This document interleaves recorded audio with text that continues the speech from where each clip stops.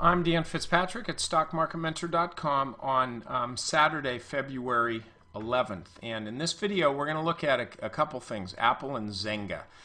And here's why. Both stocks they're kind of showing similar traits here, just at different times. Last week, I was at New York and for some CNBC stuff, and I also met with it's about, I think, 30 Stock Market Mentor members who got together for a little dinner, and so we kind of batted around some things. And one very nice lady was talking about Apple, and she said, when Apple announced earnings, you were saying that day that it's time to sell Apple. You got to sell Apple. You got to sell Apple. And so I did, and now I'm waiting to get back in. And so it kind of reminded me that I need to explain some things. First of all, it was right to sell Apple after earnings, because look at what the stock did. It opened at 454.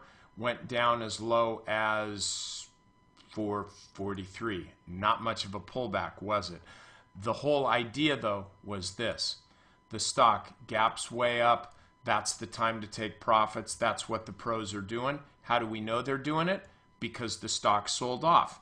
But we also know this. There wasn't a whole lot of it, because if there was, the stock would have kept going down.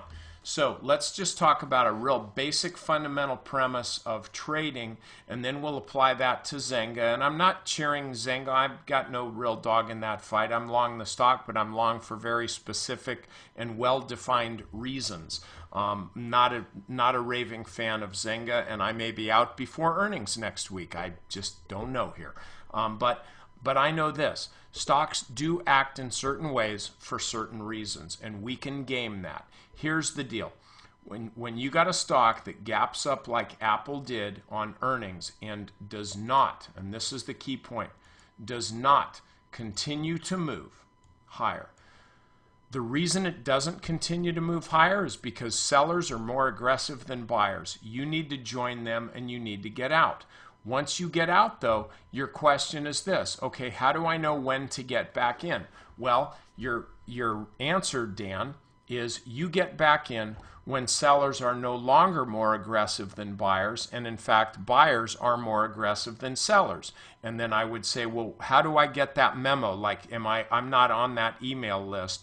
When will I know? Here's how you'll know. You will know that the tide has turned when the prior high, that would be this one here, is eclipsed. See, right here, I'm going to zoom in. Okay, this was the maximum buying power. This was the maximum power of buyers post-earnings. We'll call it, I don't know exactly what it was, but we'll call it 455. So the stock peaked at 455. That's as much buying pressure as could be exerted. That was it.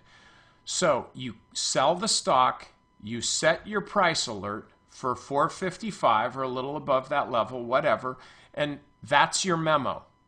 That's when the memo goes out. When 455 gets hit again, that is tantamount to the market saying, well, you know all that aggressive selling that kept the stock from going above 455? I don't know if that aggressive selling's still there or not, but we got enough buying pressure to push the stock above that level right about here. So this is when you take the stock. I'm giving you pearls here, guys. This is how you can get back in to a high flyer. You get this big move, you take your profits, you set your alert, you walk away. Who cares? Who gives a rip what Apple does? Maybe you set another price alert for some time, somewhere down here so that maybe you could buy it on the dip. Or maybe you just like to watch the stock every day. Fine, get your popcorn and do that. But you're not going to take action in the stock unless it makes an extreme move to the downside, which it didn't do, or you get the memo that says, hey, selling over, buying resumes. And that would be right here when we get a breakout above this level. That's when you get back into that stock because you got the memo. Get it? So we sell here. let me do it this way. We sell here, we buy here. Same level, it's just different price dynamics before we hit that level. So what are we doing with Apple right now? Well, just use a trailing stop because there's no reason to sell it, but there's every reason to hold it, but there's also every reason to keep a tight trailing stop. It's called massive move and a bump up against 500 for a couple days in a row that's been unable to clear. So now let's apply this to Zynga.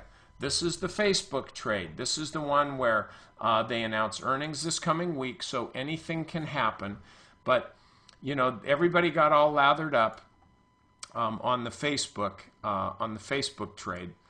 Because they think that valuation is going to be such that that Zynga is going to be a lot higher. I tend to agree with that. I think it's irrational, but I've made a lot of money trading irrational markets over the years. So what am I doing with Zynga? I'm looking at the same deal. The stock actually peaked right here back on the 3rd. On Friday the 3rd, the high was 1444. Never got above that level since. This on the 15-minute chart. We'll look at the daily chart so you can see what's happening. That was right here. Okay, that was the top. So Zynga's had a heck of a move. Now we can sit here and get out our pom-poms and cheer for Zynga all we want, but it's not going to matter. When do you want to be long Zynga again? I'll tell you exactly when you want to be long Zynga. The same reason for buying Apple. You want to be long Zynga when it moves above this level. When Zynga moves above this level, then by definition, all of the selling that occurred in here, that is all gone. It's not all gone away, it's just all done. All this supply has hit the market. Demand has been sufficient to soak it all up and still, boom, just move up above just a little bit more than that. Breakouts actually don't sound like boom. That doesn't happen. That was just my sound effect. But so you want to be watching Zynga, set a price alert. When the stock gets up above 1444, you need to look at your screen. You're going to see one thing, Dan Fitzpatrick buying stock. Until that happens, you're not going to see Dan Fitzpatrick buying stock. So this is how you can really apply what we saw with Apple. Right here, we can apply this stock to Zynga. And you look at some of these other IPOs that are kind of given us similar characteristics, think about it in the same way. Once you get this initial reaction, enthusiasm breakout here to where a stock peaks, you know what the maximum pressure, the maximum buying pressure is of the bulls, like the really, really super enthusiastic, eager bulls. You wait until that pressure re-exerts itself and then exceeds it. In other words, hits a new high.